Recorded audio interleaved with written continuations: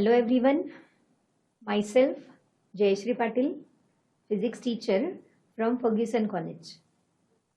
In the previous session of oscillations, we have derived the expression for kinetic energy, potential energy and tow particle performing linear SHM. Then we have started introductory part of a simple pendulum, ideal simple pendulum and practical simple pendulum.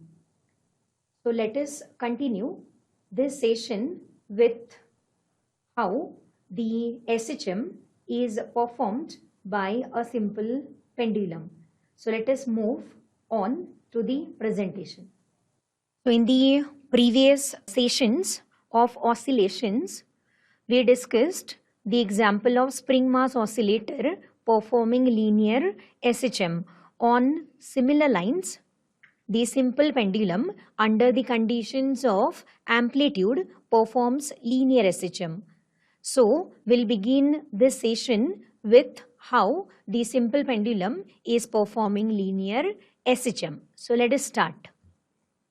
Consider a heavy metal sphere called bob of a pendulum.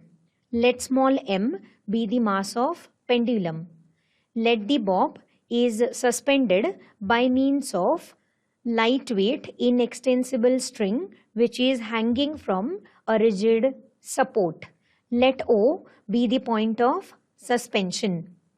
Let A be the equilibrium position or mean position of a pendulum. So the diagram is representing mean position of a pendulum where the no resultant force is experienced by the bob of pendulum. So there are two forces acting on the pendulum actually. The tension which is acting along the string towards the point of suspension and the weight of the bob mg acting vertically downwards. So both of these forces gets balanced. That's why no resultant force is experienced by bob. Hence A position stands for mean position of pendulum. The distance between point of suspension O and the center of gravity of the bob is called effective length of the pendulum, capital L, which can be observed over here in the diagram. So consider again a mean position of a pendulum, again the length capital L which is effective length of a pendulum. Now if a bob of a pendulum is displaced through a smaller angular amplitude which is also called as the angular displacement, then B is standing for the displaced position or the right extreme position of the pendulum. So here at this position B, the forces acting on the bob of the pendulum are the tension T prime which is acting along the string towards the point of suspension which is indicated by red vector. The another force acting on the bob is its own weight mg which is acting in the vertically downward direction. Now when the bob is at A position, that is equilibrium position, tension T prime and mg are getting balanced, but the moment pendulum starts its journey towards the extreme position, then the tension along the string goes on decreasing and it becomes minimum at the extreme position. That's why over here the larger magnitude vector can be resolved into two components. So before resolving mg, let us have the animation which indicates how the tension along the string is going on decreasing when it is moving towards the extreme position. So here in the animation you can observe that tension is maximum at mean and it is minimum at the extreme positions. So back to the resolution of mg, we have two components of mg. One is mg cos theta which is along the string making angle theta as that of the previous one, and theta are the corresponding angles as per the geometry. So mg cos theta is the radial component and mg sin theta which is a component tangential to the string at point B. So mg sine theta is standing for the tangential component. So as per the diagram now, the tension T prime along the string towards the point of suspension and the radial component of the weight, that is mg cos theta, are along the same line but are oppositely directed. So both of these balances each other. So there is no force experienced by the bob along the string. So there exists only one force experienced by the bob at displaced position, and that is mg sine theta. So as theta, which is the angular amplitude, already we have assumed as small enough, that's why the displacement of the bob, say from A to B, also can be assumed as very small. So almost arc AB can be assumed as the straight path AB. So let us call the displacement, linear displacement of the bob from A to B is equal to x, or magnitude wise AB is equal to x. So as per the direction of mg sine theta, it is directed from displaced position towards the mean position. So this mg sine theta must be acting as a restoring force which brings the bob back to its mean position A.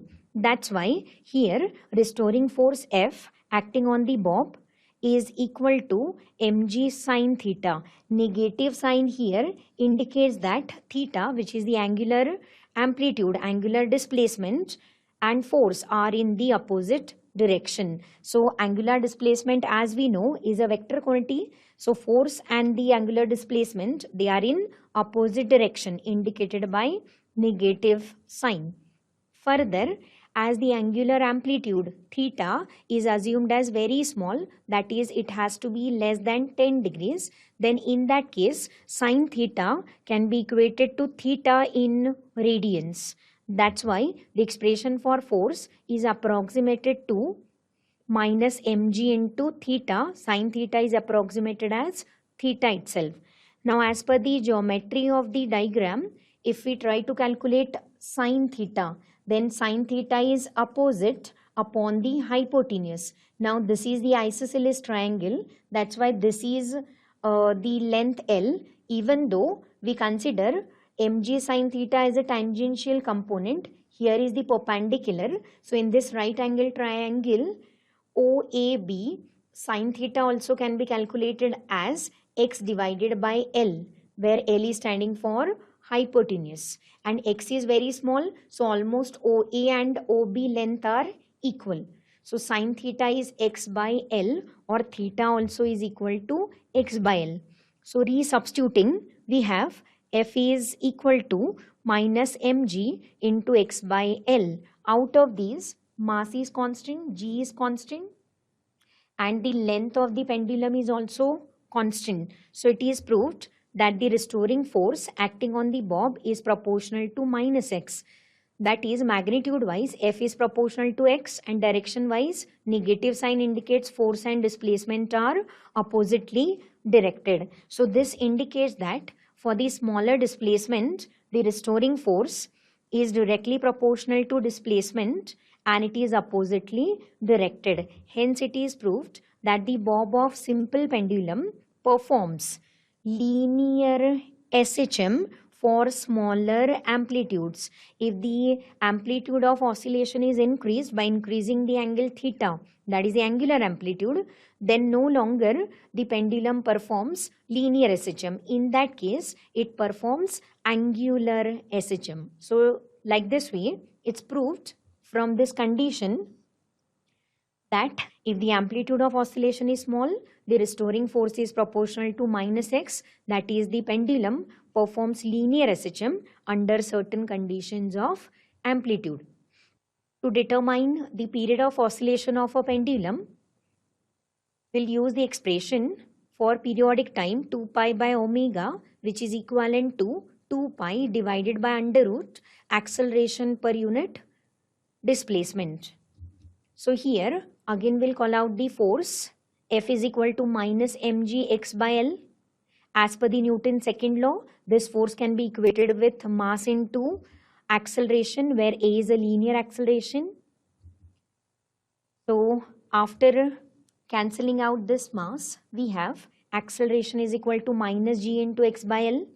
So if we take a ratio of acceleration to displacement, which is required over here, acceleration per unit displacement, that is A by x, it is equal to minus g by L.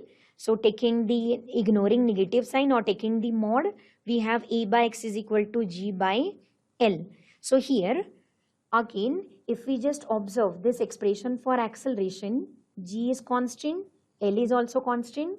So the linear acceleration is also proportional to minus x. So using this also, it is very clear that under this condition, the simple pendulum is performing linear SHM. So here is the animation which clearly gives the indication regarding the direction of linear acceleration, which is indicated by a red vector. So red vector, if you observe, is directed towards the mean position, and displacement is always directed away from mean position. So from animation also it is observed that how A is proportional to minus x.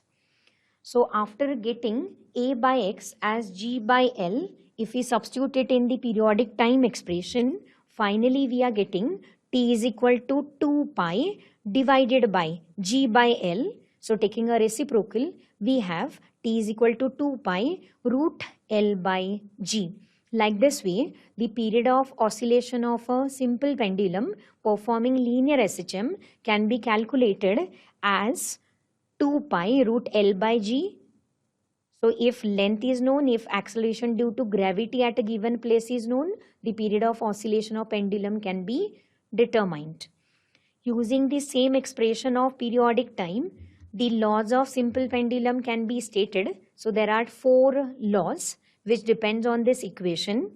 The first law is the period of simple pendulum is directly proportional to square root of its length, that is T proportional to root L, so long as G is remaining constant. So at a given place, if G is constant, T is proportional to root L. So if the length is decreased, the period of oscillation obviously is getting decreased, and vice versa. The second law is the period of simple pendulum is inversely proportional to the square root of acceleration due to gravity, so long as the length of the pendulum is remaining constant. So if a pendulum is oscillating at a one place, and if it is taken to another place where the acceleration due to gravity is different, then T is obviously affected because of acceleration due to gravity, unless and until the length of the pendulum is constant. So the clocks which are regulated with the simple pendulum are getting affected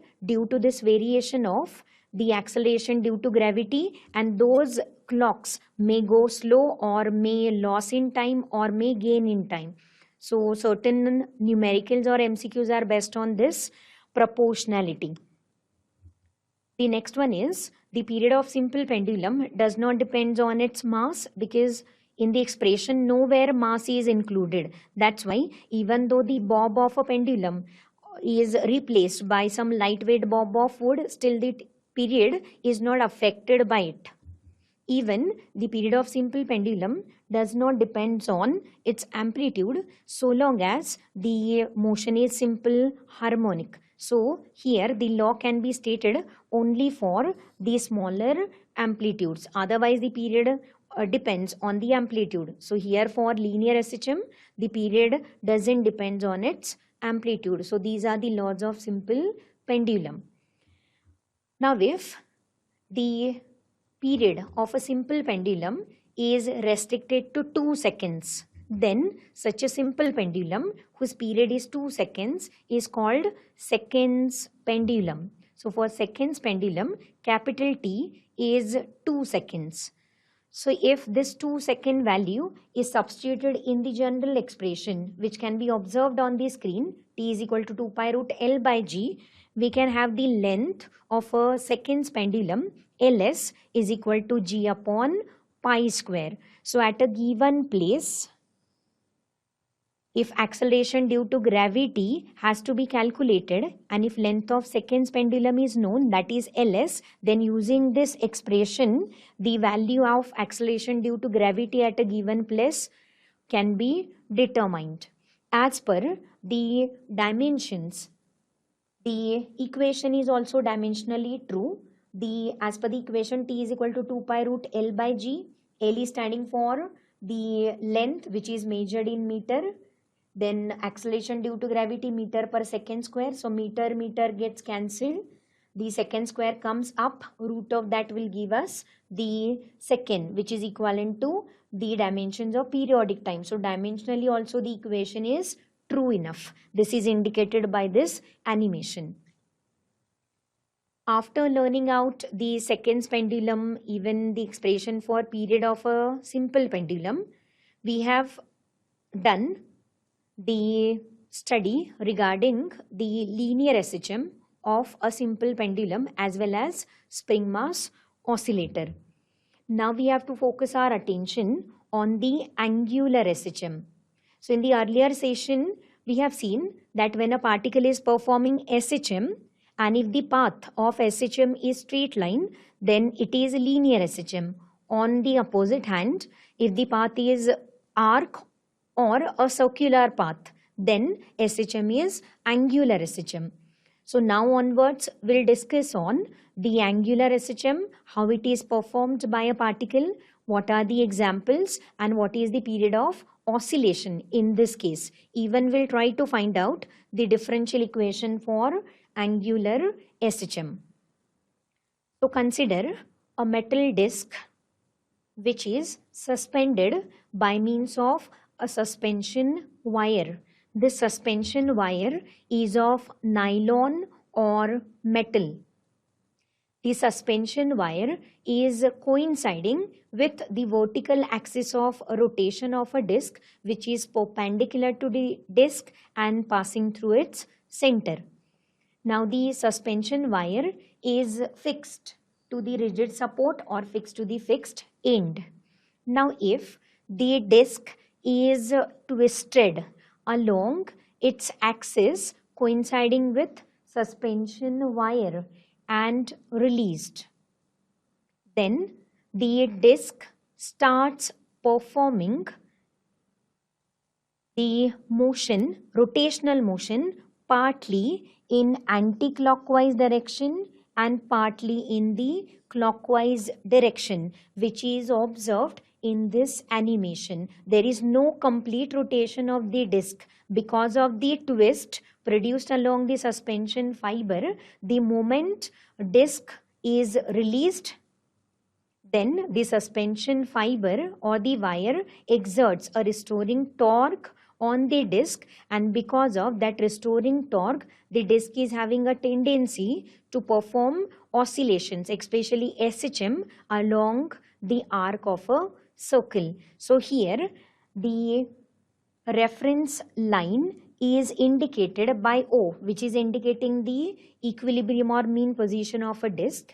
If a disc is twisted slightly along the suspension wire and released, then during its anti-clockwise journey, it describes a very small angle called theta m, which is called the angular displacement. Then it comes back again to its mean position. Then it moves towards, it performs the rotation clockwise sense, performing the angular SHM and describing the angle which is same as that of the previous. Only positive negative signs are indicating anti-clockwise and clockwise rotation. So like this way, the disc performs angular or torsional oscillations about an axis coinciding with suspension wire. Now the torsional oscillations are dependent on the torque. So under the term torque, the oscillations are given the name as torsional oscillations. So as the suspension wire exerts a restoring torque on the disc, because of which the disc performs torsional oscillations. So here the restoring torque tries to bring the disc back to its original position, because of which the restoring torque is becoming opposite to the angular displacement, and direction of both of these are opposite. So tau is proportional to minus theta. Further, this proportionality can be changed to equality. Tau is equal to minus c theta, where c is a constant of proportionality which depends on the material of the suspension wire, or it can be called as the restoring torque per unit angular displacement, that is c is equal to mod of tau upon theta. Tau stands for the torque. Now we have to find out the differential equation of angular SHM. For that, again the same example of a disc which is performing angular oscillation. So let the torque acting on the disc is tau, which is equal to I alpha, where I is the moment of inertia of a disc. In the rotational dynamics, we have studied the rotational motion of a disc about a given axis of rotation. So torque can be expressed in terms of moment of inertia, that is tau is equal to I alpha. So here we can calculate the moment of inertia of a disc about a vertical axis or a transverse axis which is passing through the center. And alpha is the angular acceleration. Right now we have derived or obtained the expression for torque in terms of angular displacement theta, that is minus c theta. So equating both torques, we have I alpha is equal to minus c theta. As we know, alpha is a second order derivative of angular displacement, because alpha is angular acceleration. So second order derivative of angular displacement is calculated, then that is equivalent to alpha. So here in this expression, alpha is substituted as d2 theta by dt square, and c theta is taken to the LHS. So finally we are getting an equation which is called differential equation representing angular SHM. So that equation is I into d2 theta by dt square plus c theta is equal to 0, or d2 theta by dt square plus c upon I into theta is equal to 0. So this is the corresponding differential equation. In the linear SHM also, we have derived the differential equation for the concern SHM, which is m into d2x by dt square. So here mass is replaced by moment of inertia, x is replaced by theta, plus here we have used kx, where k is a constant, and k is replaced over here by c. There it was linear displacement, here it is the angular displacement. So two of the equations are exactly similar, only the terms are changed. So if we further continue, for expression for alpha, which is d2 theta by dt square, as minus c theta upon I, then c and I are constants.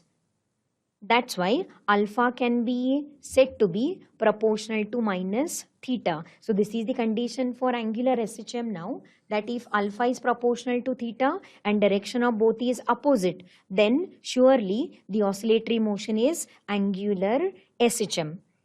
The period of oscillation can be calculated by a formula T is equal to 2 pi divided by under root alpha upon theta, or angular acceleration per unit angular displacement. So this is regarding the differential equation of angular SHM. Let us discuss now the example of a magnet which is vibrating or performing angular SHM whenever it is kept in a uniform magnetic field. So here is that example. Before that, let us define the angular SHM. The angular SHM is defined as the oscillatory motion of a body in which the torque for the angular acceleration is directly proportional to the angular displacement, and its direction is opposite to that of the angular displacement. On similar lines, we have done the definition of linear SHM also. There we have seen that it is a periodic motion in which the restoring force is proportional to minus x. Here it is torque proportional to minus theta. That is only the difference between two SHMs. So let us see the example in detail. Consider a bar magnet with its two poles, north and south. Let the magnetic length be equal to 2L, which is the distance between the two magnetic poles. If a bar magnet is suspended by means of a thread in a plane of uniform magnetic field, then it remains in its equilibrium or mean position with its axis parallel to direction of magnetic field. This can be observed in a diagram. Black vector is indicating the direction of magnetic induction, which is represented by B. So here the direction of magnetic field B bar is coinciding with the axis of magnet. So the diagram represents equilibrium or mean position of a magnet. So here if we assume that QM is the pole strength of each of the poles, namely north and south pole, then we can able to find out the magnetic dipole moment of a magnet. Now if this magnet is displaced a little by disturbing it through a very small angular displacement, say theta, and released, then it starts performing angular oscillations. So here also, in case of a magnet, if we observe the diagram, then here the magnet is getting displaced by a small angle theta, which is the angle between the axis of the magnet and the magnetic field B bar. So if it is displaced by theta and if it is released, then the magnet starts performing the angular oscillations about its mean position. So here let mu be the magnetic dipole moment, and this magnetic dipole moment is a vector quantity. Its magnitude is given by the product of pole strength and the magnetic length, that is 2L. So mu is equal to QM into 2L. The direction of the magnetic dipole moment, that is mu bar, is from south to north pole, which can be observed on the screen. So it is a red vector indicating mu bar. Now here, as the magnet is in a magnetic field exerts a force on each north pole and south pole. So the force experienced by the north pole is given by Fn bar plus Qm into B bar, where Qm is the pole strength and B bar is the magnetic induction. So magnitude wise Fn is Qm into B, and direction wise it is parallel to the direction of magnetic field indicated by this vector. On similar lines, the force experienced by the south pole is minus Qm into B bar. So magnitude wise it is equivalent to Fn, that is QmB, but direction wise it is opposite, which is indicated by this downward vector. So here it is observed that the forces acting on north and south pole are equal, opposite and parallel to each other, constituting a couple which is responsible for rotation of magnet. In this session of oscillations, we have done discussion regarding linear SHM of simple pendulum. We derived the expression for period of a simple pendulum. We discussed the laws of simple pendulum. After that, we learned the concept of angular SHM and we deduced the differential equation of angular SHM. Thank you.